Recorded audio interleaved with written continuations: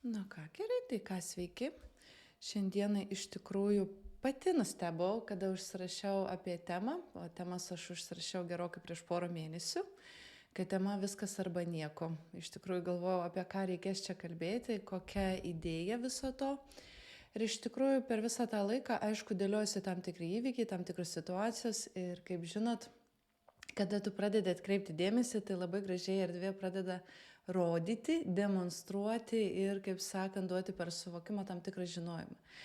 Iš tikrųjų, mąsčiau apie tuos tokius stiprius, sakykime, žodžius, ar ne, ir prisiminiau faktą, kad prieš kokius gerus 4, gal 5 metus teko pabuvoti renginyje, kuris vadinasi Viskas arba nieko.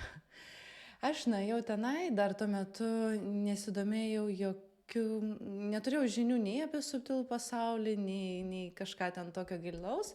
Tiesiog vardan tokio įdomumo teko pabuvoti. Aišku, renginys buvo sužavėjo va tuo viskas arba nieko. Nu, čia galvoju, jau čia bus labai įdomu, labai daug naujo sužinosiu, bet iš tikrųjų nelabai ten ką naujo sužinojau, tik tai jau tą akimirką užsimezgė manyje klausimas, ar tikrai egzistuoja viskas arba nieko, ar tikrai erdvėje yra toks dalykas.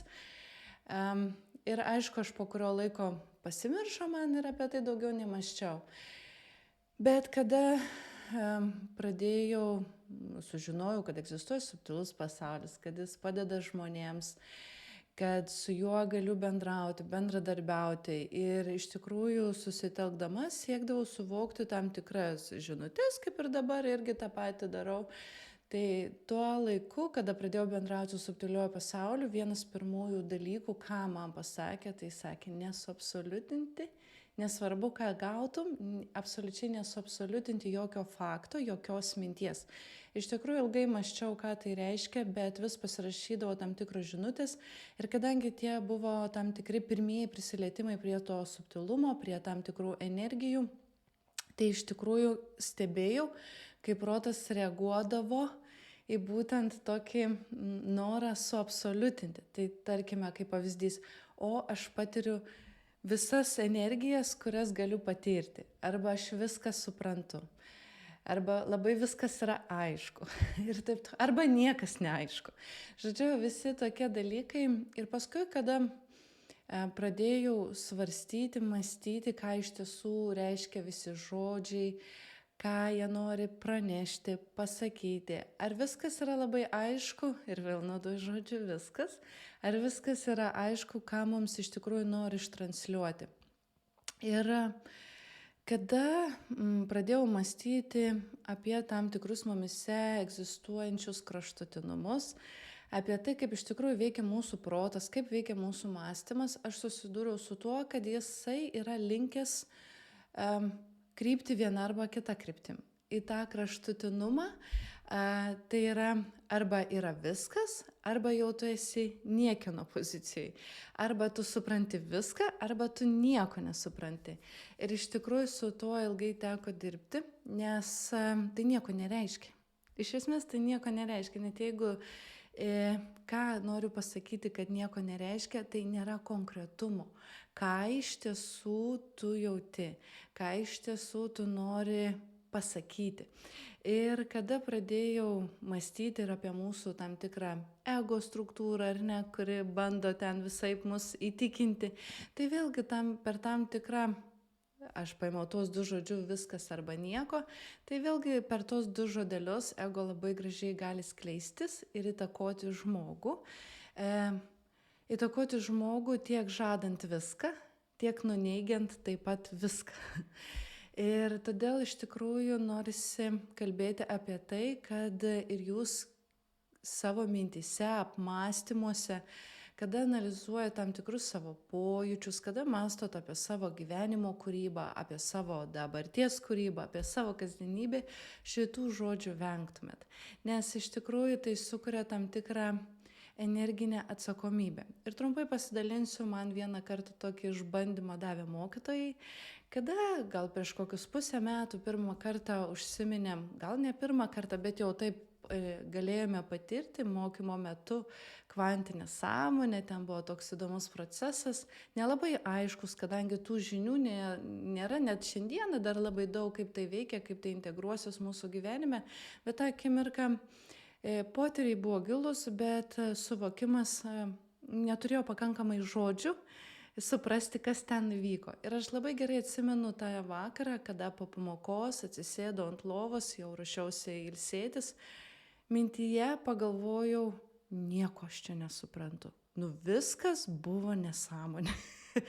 Tarsi atrodo, tiek daug kalbėjau ir tą patyriau, bet kada išeini iš tos meditacinės būsenos, nu galvojau, čia jau tikrai buvo fantazija ir negalėjau to įvykti. Ir būtent tą pačią sekundę pajutau didžiulį impulsą iš Maitrėjos, kuris pasakė taip, nu ką, dabar pati save ir paneigiai. Kada aš pasakiau, kad nieko nesuprantu, vadinasi, aš sakau, kad aš esu nesąmonė, tarkim ar ne, aš atstovauju šitą poziciją ir neturiu jokio supratimo. Tai vadinasi, kvantinė sąmonė išsiskleidusi, ji paneigė mane kaip žmogų, nes aš nesu sąmoningas, aš esu nesąmonė. Ir žodžiu, aišku, tai buvo tik patyrimas, tik ir suprantu, kad mes negebėsim nuneigti savęs ir panašiai, bet iš tikrųjų parodė, kokia yra stipri šito žodžio galia. Ir paskui keletą dienų vėlgi stebėjau, net ne keletą dienų, bet kartais susiduriu su žmonėmis, su situacijomis, kada būtent ir žmonės sako, žinai, sako, aš nieko nežinau, aš nieko nesuprantu. Ir suprantu, kad tai nėra tiesa. Absoliučiai tai nėra nieko, ką žmogus gali pasakyti. Ir tas sakinys yra absoliučiai tuščias. Nes nėra nei tiesos, nei melo, galim sakyti, nėra ar ne, nes ten nėra nieko, jokios įkrovos, jokio konkretumo. Ir tada dažnai, aišku, susiduriu su tuo, nes mes tai esame, aš kodėl kalbu, dėl to, kad mes esame įpratę taip kalbėti. Mūsų kasdienoje labai daug tų žodžių yra, ypatingai šitų, ir mes, aišku, kada kalbame, ir tai jie nėra blogi žodžiai. Tiesiog mokytojai moko ugdyti savo kalbą, mokytojai moko konkretizuoti savo pojūtį ir kalbėseną. Aš apie tai dėl to ir kalbu. Tai va, ir iš tikrųjų, kaip sakiau, mes daug tokio absoliutinio žodžio kalbame, bet iš tikrųjų nesuvokiam tos realizacinės galios. Nors suvokiame, kada tu kalbėsi su žmogumi ir jis tau kalba apie tam tikrą mintį, jūs diskutuojate apie tam tikrą faktą. Žinoma, mes suprantame, ką turi žmogus omeny, sakydamas, kad aš šioje situacijoje nesuprantu nieko, ar ne. Bet iš tikrųjų dažnai kalbėdami vieni su kitu mes pamirštame panaudoti tam tikras aplinkybės arba sukonkretinti tam tikrus pojūčius. Pavyzdžiui, aš čia šiek tiek irgi su humoru, nes mano sūnus taip dažnai mėgsta sakyti, jisai grįžo penktadienį po pamokų ir sako, nu mamyt, viskas. Nu galvoju, kas dabar tau viskas? Kas dabar bus? Aišku, kad aš suprantu, ką jis nori pasakyti, nes ta jo visa idėja, kad jis grįžta iš pamokyklos, jam reiškia užbaigtumą tam tikrą ar ne, kad aš jau nebeisiu mokyklą, kad jau artėja savaitgalis ir panašiai. Bet iš tikrųjų, kada paklausiau, kas yra viskas, atsiranda akimirka, kada žmogus pradeda mąstyti. Nes kada mes, tarkim, sakom nieko, ai viskas arba nieko ar ne, tada mes pasirenkam poziciją tokią labai saugią, bet jinai nieko nekurianti yra, jinai nepasako tavo aiškios pozicijos, tavo, tarkim, nuostatos, požiūrio, tam tikro, arba kaip tu iš tikrųjų jauties. Todėl, kada aš, kaip sakiau, grįžtu prie sūnaus pavyzdžio, kada aš paklausiau jo, kas konkrečiai tau yra viskas, tai jis pradėjo vardinti, nu viskas, mamyt, nugi savaitgalis, nebereikės eiti į mokyklą, galėsiu žaisti, galėsiu tą daryti. Ir kiek daug atsiranda žodžių, kiek daug atsiranda tų tam tikrų paaiškinimų, kas jam yra tai. Ir iš tikrųjų, dažnai kalbėdami tokiais absoliutiniais žodžiais su partneriu ar ne, ar kad ir su vaikais tais pačiais, mes iš tikrųjų įnešam labai daug sumaišties. Pavyzdžiui, kartais būna situacijų, kada manęs vyras paklaus, nu kaip jauties, ai nieko, viskas gerai. Čia yra apie nieką, vėlgi, ar nesuprantat, kad tai nėra nieko. Tai jau reiškia, kad maniai nėra nieko gero ir nieko blogo, ar ne? Ir vėlgi tada atsiranda galimybė interpretuoti, galimybė įsinešti intrigai, nes žmogus, tas, kuris tavęs paklausė, pasilieka teisę nuspręsti taip, kaip tu jautiesi. Nu, jeigu šiuo atveju kalbu apie tą pavyzdį kaip pojūčio, ar ne? O jeigu tu tą akimirką pasakytum, žinai, šiandien esu sutrikusi, buvo nekokia diena man, nesisekė tas, anas ir tas, ar ne? O gal kaip tik buvo labai gera diena, jaučiausi pakilėtus būsenos, labai daug ką apmąsčiau, įkėliau, ten daug darbų padariau vienokių ir kitokių. Ir iškart žmogui yra labai labai aišku. Ir nebelieka vietos papildomoms, kaip sakiau, interpretacijoms, o svarbiausia nebelieka galimybės intrigoms. Ir iš tikrųjų, žinokit, kiek mes mėgstam intrigų kurti. Ir dėl to tie žodžiai nuima tą intrigą, nuima tą tokį emocinį tokį mistiškumą, tarsi nenoriu apie tai kalbėti, bet neįneša jokio tikslingumo, neįneša vienas kito pagarbumo tokio, kad jeigu manęs klausia, tai gal tam žmogui yra iš tiesų įdomu, kaip aš jaučiuosi. Tai jeigu aš jam paaiškinsiu, kaip aš jaučiuosi, jis žinos, kaip elgtis, kaip reaguoti. Ir jeigu aš šiandieną pasakysiu, kad aš jaučiuosi, tarkim, išsiblaškiusi ir pavargusi, jis žinos, kad aš taip jaučiuosi, vadinasi, jis nesitikės iš manęs kažkokios pakilios nuotaikos, arba ten kažkokio humoro ar ne, žaismingumo, vadinasi, jis jau žinos. Ir tai išreiškia tam tikrą poziciją. Iš kitos pusės, mąstydama apie to žodžių junginius, viskas arba nieko, aš suprantu, kad tai reiškia ir apie mūsų pasirinkimus. Aha, šiek tiek man išmetė internetas, gal biškį sutrukčia. Apie mūsų pasirinkimą. Renkuosi vieną ar kitą poziciją. Bet iš tikrųjų ateitis demonstruoja ką? Kad žmogui nereikės rinktis vieną ar kitą. Jis galės išskleisti ir vieną poziciją, ir kitą poziciją, ir tada atsiranda galiu ir tą. Nes iš tikrųjų mūsų smegenys ilgą laiką, mūsų protas rinkosi tarp to kovoti ar bėgti, daryti arba nedaryti, ar ne, tarsi vieną arba kitą. Bet iš tikrųjų ateities virsmas, ateities etapas veda į tai, kad galime daryti daug dalykų. Daug skirtingų dalykų, neapribodami savęs. Nes tiek tas viskas arba nieko jis yra apribojantis. Nesvarbu, kad žodis yra viskas, kuriame yra labai daug, galbūt ir galimybių, galbūt ir sąlygų, galbūt ir informacijos, bet iš esmės tai taip pat nelabai ką ir pasako. Nebent tu aiškiai vardinamas, aš jaučiu viską ir konkretizuoji, tada yra labai aišku, ką tu konkrečiai jauti. Ir kaip grįžtu prie to, kad pasirinkimai. Ir iš tikrųjų, kaip sakau, mes jau po truputį turime pratintis, kad nebesirenkam arba.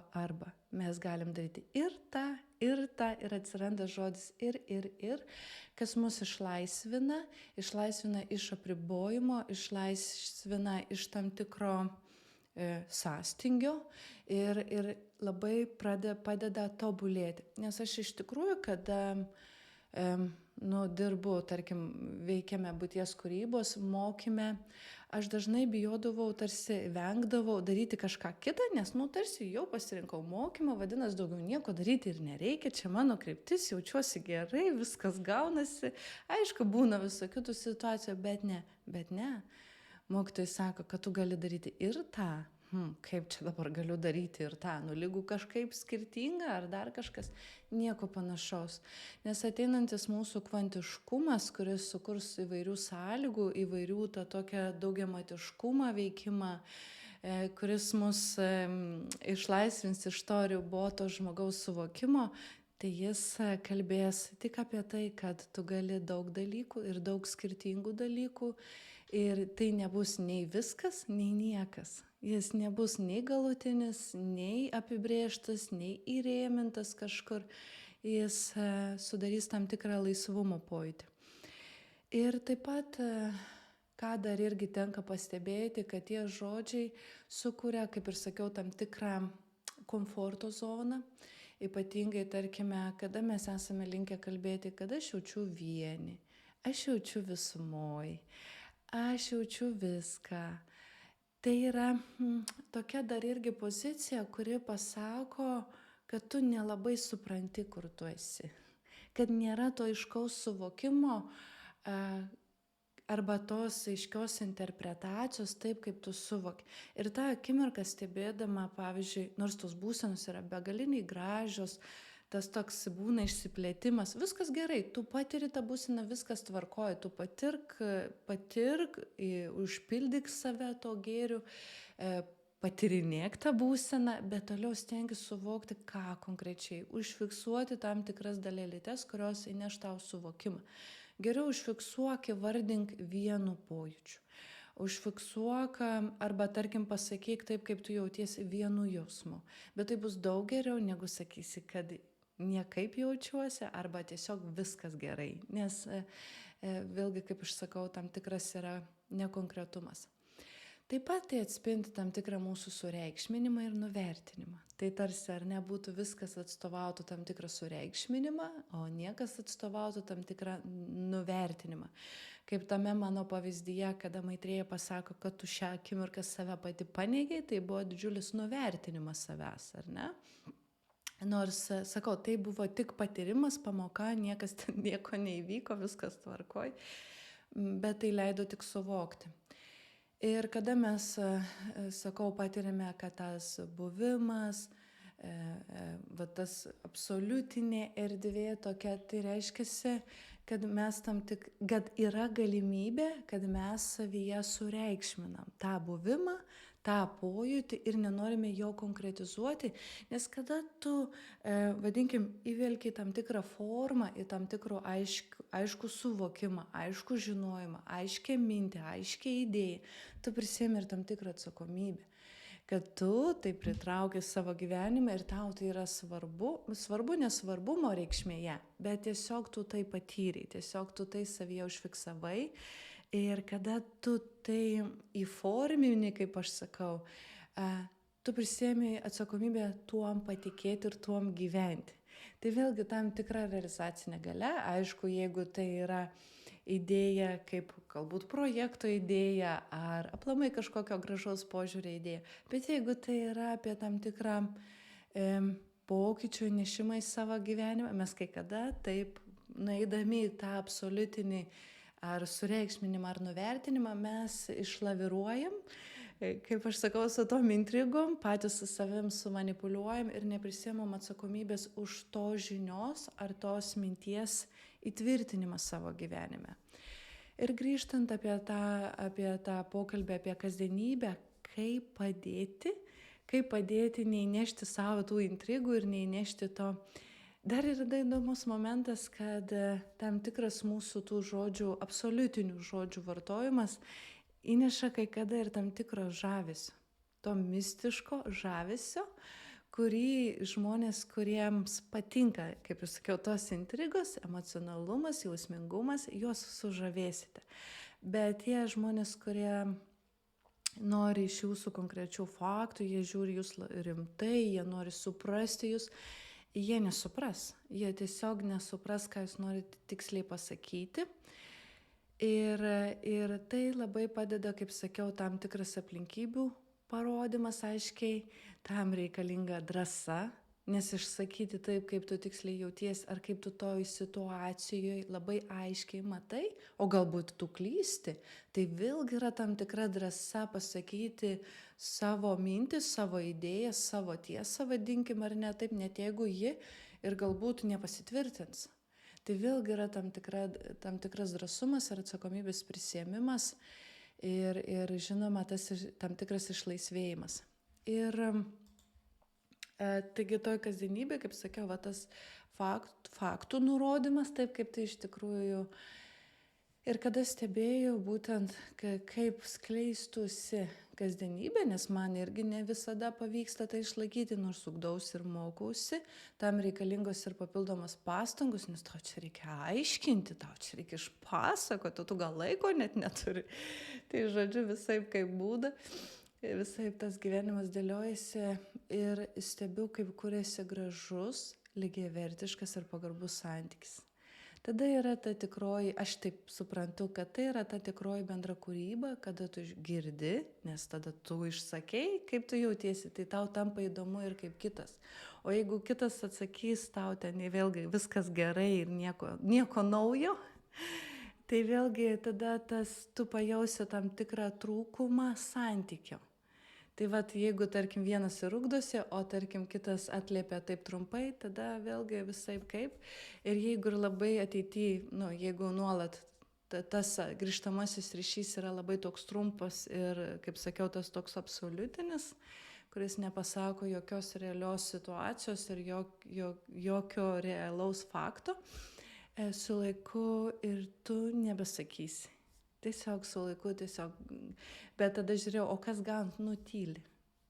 Tiesiog tu nesakai, kad tu niekaip jauties, tu tiesiog nutyli, nes ta energija vėlgi nebepulsuoja atgalinių ryšių, vadinasi, nėra tikslo ir pasakoti.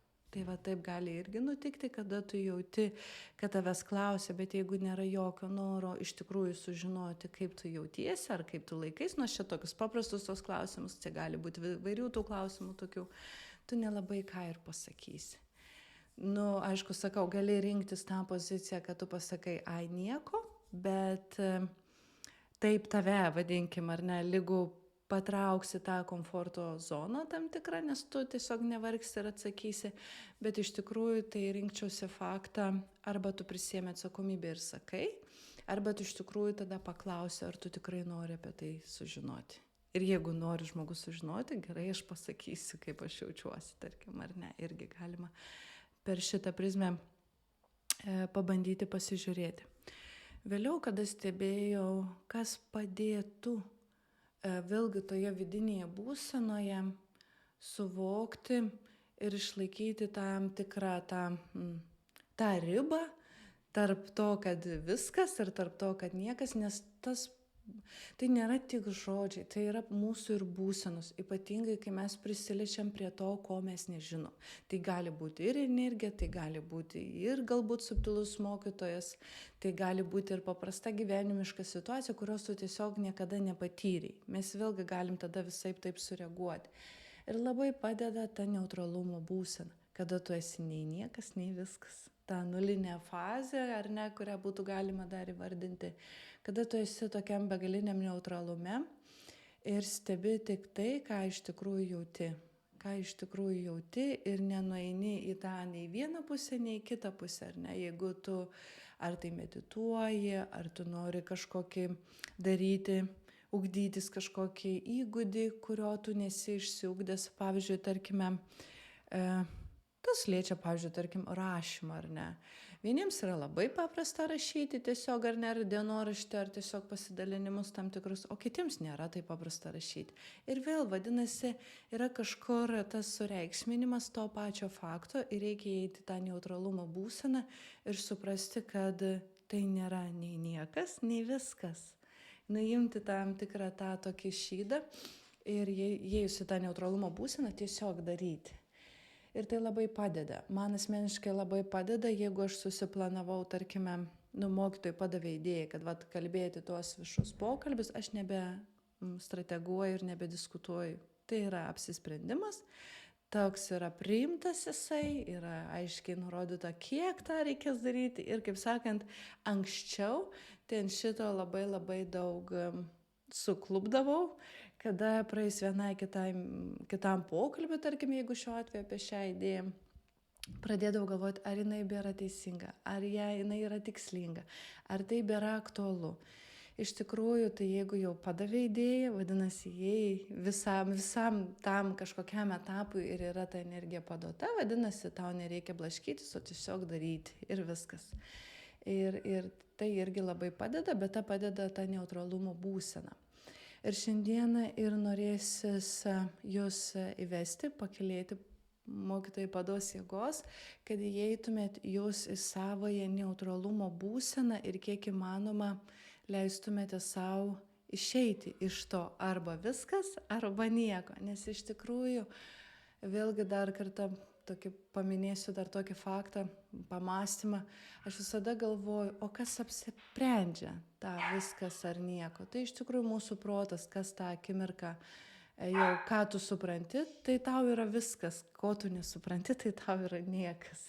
Tai žodžiu, vadinasi, aš tame apmąstyme, kad aš taip galvojau, aš supratau, kad nežinau, aš nežinau, kiek aš galiu žinoti, o kiek aš negaliu žinoti, nes negaliu to apibrėžti. Ir tai išlaisvina, nes vėlgi tu išeini iš to tokio privalumo žinoti viską arba nieko nežinoti. Tai esi toks ugdantis, besimokantis, tobulėjantis, einantis į pažinimą galbūt ar ne. Ir visai, sako, kitas kelias mokytojai dabar taip sako.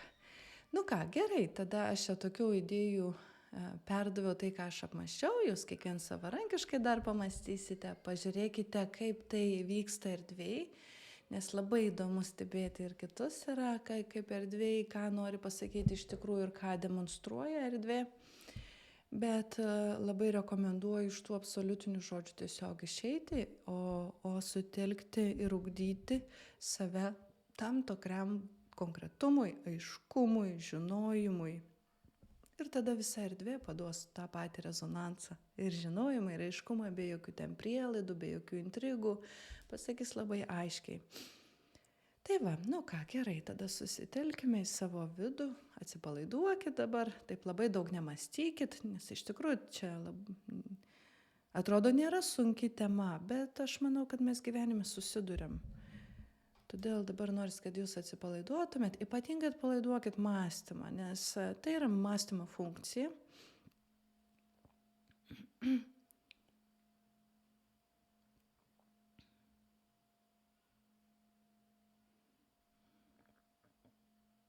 Nurimkite, neanalizuokite dabar tos informacijos, nebandykite jos kažkaip priimti arba paneigti, jūs tiesiog įėjo jūsų sąmonės srautą ir išsiskleis jūsų pačių suvokimu, jūsų požiūriu, tai bus jūsų tiesa, jūsų mintis, jūs tai pažinsite, patirsite.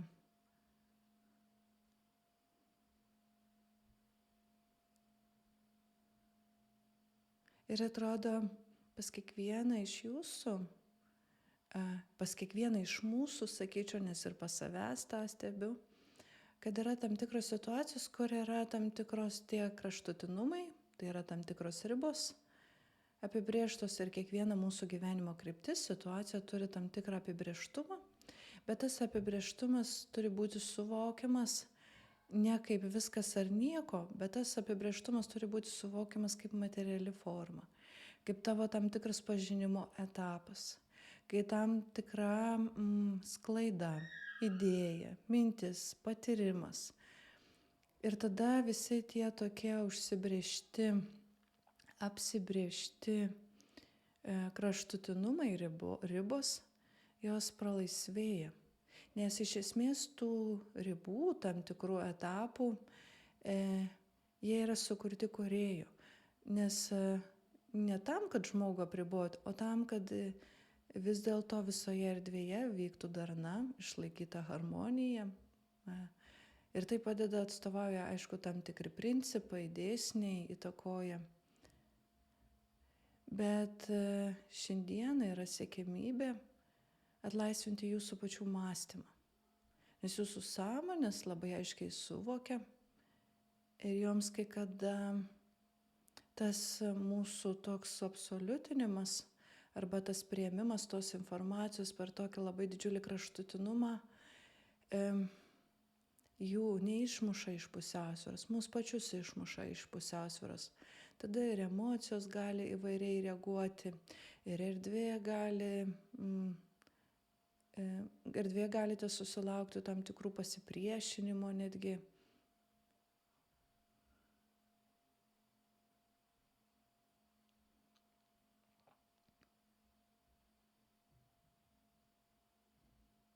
Aišku, pagrindinis dar yra pas mus visus toks esantis, bet aš įsivaizduoju, kad tam tiesiog reikės laiko, ugdymosi Dar toks nevisapusiškas tikėjimas, kad ta mintis esanti jūsų mąstyme, jie turi realizacinę galią. Visi tą žino, kiekvienas turbūt žino, bet kad 100% tuom tikėti tikrai taip nėra. Ir suprantu, kad galbūt net galimybės tokios, kad žmogus 100% patikėtų, gal irgi dar nėra. Bet tai yra vedamas žmogus, kad kurs savo realybę, savo gyvenimą minčių dėka. Ir šiandieną, kalbėdami apie tam tikras kraštutinės ribas, kraštutinius žodžius, kuriuos mes vartojame labai dažnai savo kalboje ir mintyse, po truputėlį netektų savo jėgos ir galios. Ir kada tai netenka galios, net atrodo nusiima tokius žodelius, matau kaip du perlus esančius jūsų mąstymo lauke ir jie tarsi po truputėlį netenka tam tikros galios, energijos, palaikymo.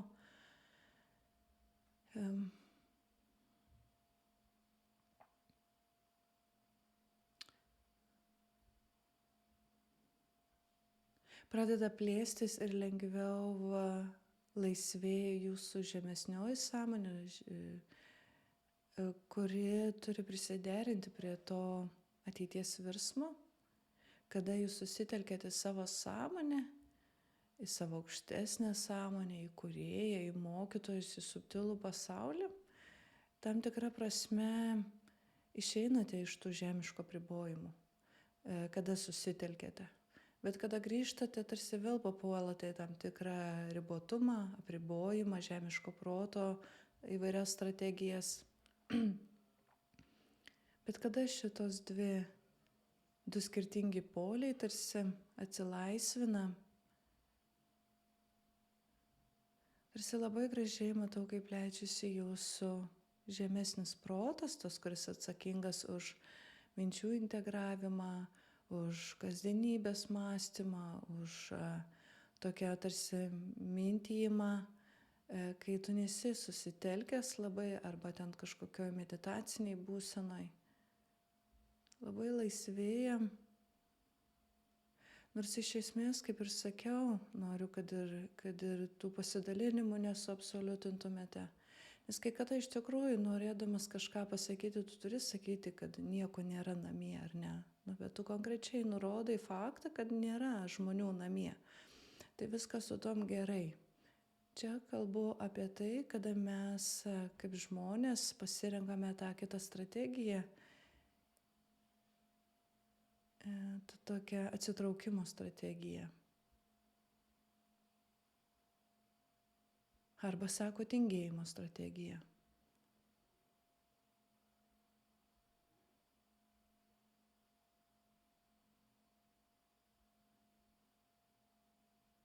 Ir pas vieną labai įdomiai rodo, kad pas vieną yra labiau išreikšta viena pusė, pas kitą kita pusė.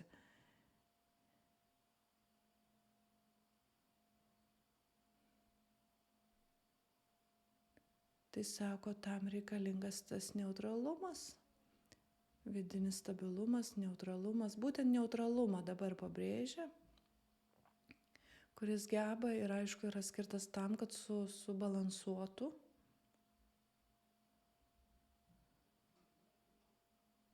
Nes čia sako, dažnai žmogus šios žodžius vartoja kaip dualumą tam tikrą. Bet šiame etape dualumas yra vyras ir moteris, jie abu yra lygiaverčiai. Tai čia yra dualumas tarsi, dabar šią akimirką taip norėtų pasakyti. O čia tas viskas arba nieko nėra dualumas. Yra pasirinkimas, yra tam tikras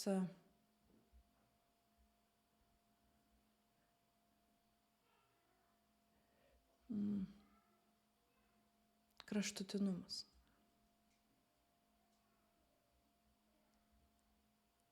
Aš iš tikrųjų pati galvojau, kad galima laikyti tai dualumu, bet šią akimirką mokytoja labai taip aiškiai išsako šią poziciją, kad tai nėra dualumo aspektas, kuris vyrauja dar dabarties materijoje ir su juo yra viskas gerai ir harmoninga. Čia yra labai svarbu susitelkti į tą neutralumą ir gebėjimą išskleisti savo mąstymą. Gebėjimą įforminti, įžodinti, įtekstinti, išreikšti. Nes sako, žmogus dar galvoja, kad savo realybę kurs tik buvimu. Būtis, buvimas toj geroj pakylėtoj būsenoj, tyloje, viskas su to yra tvarkoje. Bet kadangi esate materijoje ir pas jūs yra išreikšta forma, vadinasi, tos formas ir turite gebėti valdyti. Tai nėra nieko, ko jūs nebūtumėt buvę, tarkim, žodžio įvaldę, kalbos. Mes visi mokame išreikšti žodį, bet tai turi lavėti, tai turi keistis. Ir neutralumo būsena, tokia labai stabili, einanti per jūsų vidinę ašį, tarsi per jūsų kūno centrą, nuramina tam tikras mintis, kurios renkasi vieną ar kitą poziciją, įsineša harmoniją, tyla. Nes sako, kada yra, vėlgi grįžtu prie to viskas arba nieko, tu tam tikrą prasme netenki, kaip čia,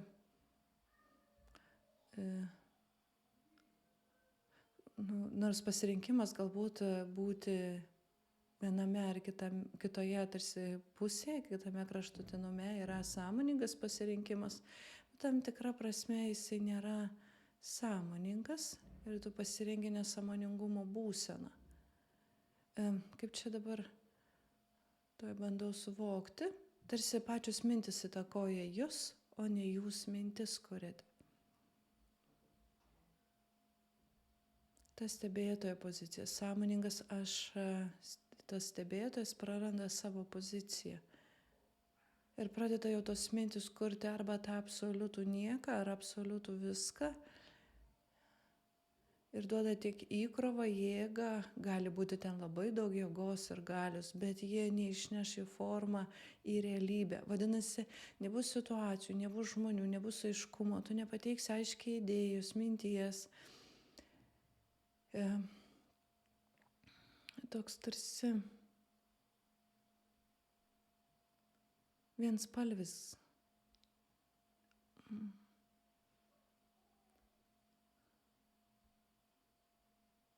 Vienos spalvos matau, nusidažo tarsi realybė, tada ji neturi įvairiapusiškumo, tokio net ir unikalumo ten nebėra, nes nustebau iš tikrųjų, kada pamačiau, kad dingsta unikalumas, dingsta jūsų tam tikra individualybė, išraiška, nes sako, o kam? Nes čia nėra jokios išraiškos. Aha, na vai. Per neutralumo būseną, sako, žmogus gali susitelkti savo unikalumą. Tik taip jis tą suvoks, supras, patirs ir išgyvens. Bet suprantu, kad kai kada žmogus patiria baimę ir tam tikrą prasme nenorą įvardinti, nes, kaip aš sakiau, tai ateina atsakomybė už tą minties išsakymą, išreiškimą, sklaidą. Bet kitaip nebus. Kitaip nebus, nes žmogus vis tiek su laiku turės prisimti atsakomybę tai, ką sako, ką galvoja ir ką jaučia. Nekalbu apie veiksmus, nes veiksmų atsakomybė jau yra labai aiškiai apibrėžta įstatymais, tai čia yra viskas tvarkoj. Ta sako, tai čia yra viskas gerai su veiksmu. Aišku, yra, jeigu neveiki, tai vėlgi nėra gerai, bet pats veiksmas jisai yra įvaldytas.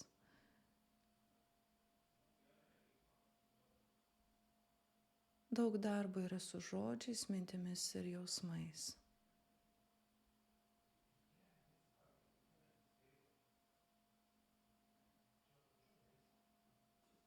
Čia, sako, yra ir įvairiapusiškumas, daugiamatiškumas, tavo tam tikras potencialo gairės, tai yra, kas tu esi, kokios savybės tavyje egzistuoja, kitoniškumas, net ir universalumas, nes jis iš esmės irgi nėra bloga savybė būti tuo universaliuoju, nes sprogo tokiu daug atspalvių ir vat sako tą įvairiapusiškumą, universalumą. Bet visame tame tu turi gebėti išlikti ir neutralume. Nes tik jame būdamas tu gali suvokti, kas kinta tiek tavo gyvenime, tiek tavo vidinėme gyvenime. Ir taip susivokti, ką turi daryti ir ką turi keisti, kokia kryptimi judėti.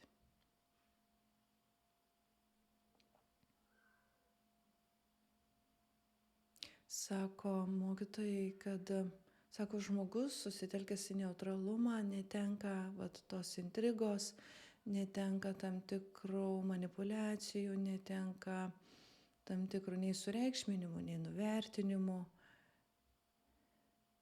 netenka tam tikrų instrumentų, kuriais veikia protas, kuriais veikia tas žemesnis protas, nes mūsų aukštesnis protas jis labai genialus ir jis net nesutelks minties į tam tikrą manipulaciją, jis kaip tik išskleis visą savo grožį, gylį, plotį, dydį, tam, kad tik susivoktum, pažintum ir patirtum.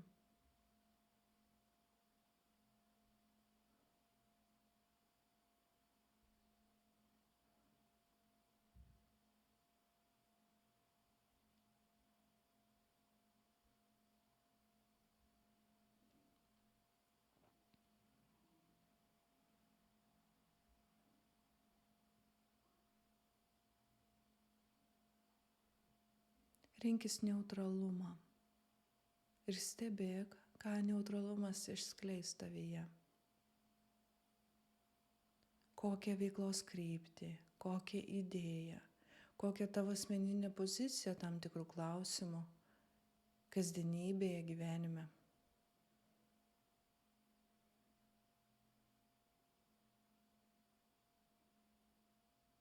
Ir čia paliečia ir santykius. Įeina tokius kaip tokios baltai melsvos, tokios vos nežydros, bet yra kažkoks kitoks atspalvis, įeina į santykių gijas, neutralizuoja sureikšmintus tam tikrus santykius ar nuvertintus tam tikrus santykius, suharmonizuoja, neutralizuoja, sulygiuoja, norisi sakyti. Aišku, tame daugiamatiškume gali būti labai plačiai, bet įneša to neutralumo, ramybės, stabilumo ir į jūsų aplinką.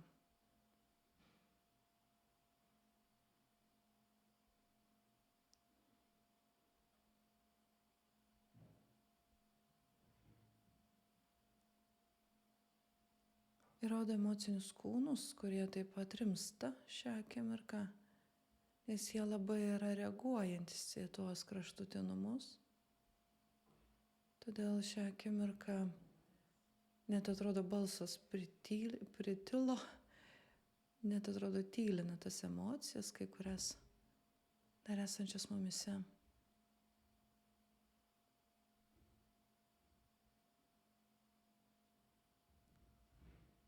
Kad jos taip pat savyje užfiksuotų tam tikrą neutralumą, ramumą, stabilumą. Bet būtent tie 3 žodžiai eina: neutralumas, ramumas, stabilumas. 3 kartus net atrodo tą pačią tvarką pasakiau, perdavė tiksliau. Vadinasi, jie yra susieti, kai kam galbūt ir yra neutralumas, ramybė, nes čia savoka vėlgi tam tikras savo turi reikšmę kiekvienam jums, todėl jūs pajauskite savyje savo savoką kuri žymėtų būtent tą tokią būseną, kada tu nesi nei vienam, nei kitam kraštutinume.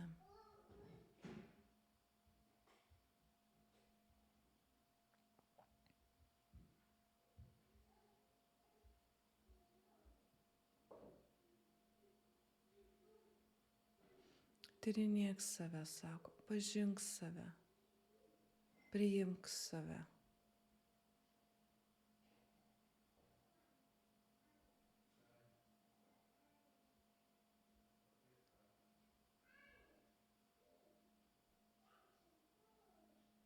Tai netrodo, kaip išsiskleidžia tarsi vėduoklė kiekviename iš jūsų ir sako, apipavidalink save. Tai nereiškia, kad tu save pribok. Bet jeigu mes kažkaip įsivardinsim, kas mes esame, tarkim, ar ne, mes žinom tam tikras savo savybės, pojūčius, bet taip pat visame tame turime prisiminti, kad viskas kinta. Ir tie pojūčiai kinta, ir tas suvokimas kinta, bet jeigu ir vėl norėsi taip suabsoliutinti vieną ar kitą savo tiesą, tu ją vėl apribosi. Ne, sako, leisk save apipavidalinti ir tam nuolat keistis.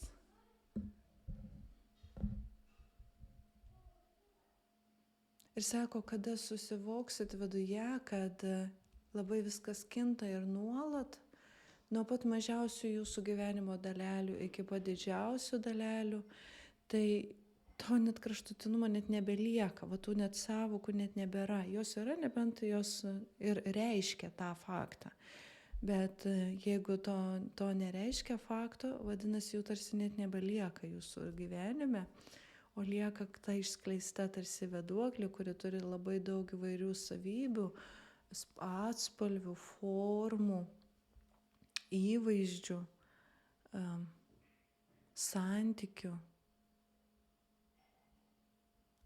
Ir kada mokytojai kalba, kad žmogaus galimybės didėja, didėja lyginant su galbūt praėjusiu šimtmečiu netgi ar ne, kad iš tikrųjų galimybės didėja, bet kol mes apsiribosim arba, vadinasi, jokios galimybės čia nedidės.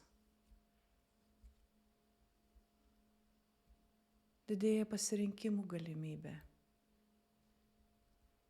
Ir kiekvieną tą pasirinkimą išskleisti stipria galia. Vadinasi, ta galia didėja, bet ji nebus tiesiog tavyje. Ji bus tavo įrepusiškume, tavo daugiamatiškume, tavo sakiniuose, tavo formose, tavo žodžiuose, tavo mintyse, tavo jausmuose. Ta galia taip išsiskleis kaip ta vėduoklė, kuri neturės tik vienos krypties.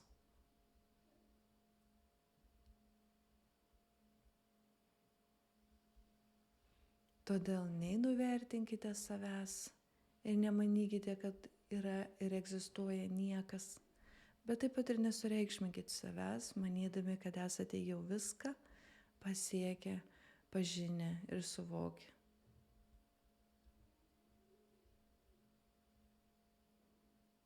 Ir čia jau su tokiu šypsena sako, kūrėjas tikrai pasistengs ir mokytojai pasistengs, kad visada būtų ką pažinti. Kad tas viskas ir ta riba neegzistuotų mūsų gyvenimuose, net ir fiziniam gyvenime atrodo žinome, kad tam tikrai yra kūno gyvybinė riba, ar ne? Bet ir šitoje vietoje, kurie šypsosi ir suvokia, kad juk ir tai nėra riba. Vadinasi, kad ir kur pažvelgtum nėra ribos. Todėl sako, nesustok. Nesustok augti, nesustok keistis, nesustok mąstyti, nesustok daryti prielaidų, nesustok svajoti. Ir nesustok augti. Nes tai yra visa ko prasmė.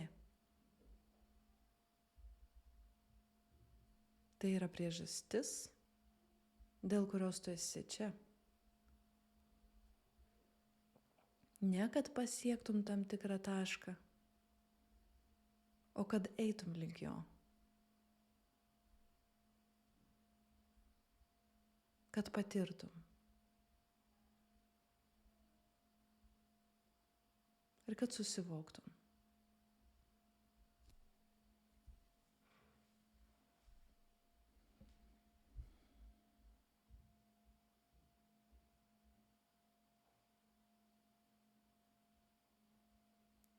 Aš manyčiau, kad tas toks, nes už nugaros atsistojo, atrodo, po mokytojo kiekvienam iš jūsų ir tie, kurie klausys, irgi galbūt galės pajausti tai, kad ir net meditacijai baigusi lygu dar vyktų tas procesas, nes atrodo, kad energijos labai, bet energija tokia, kad labai stabilizuojanti.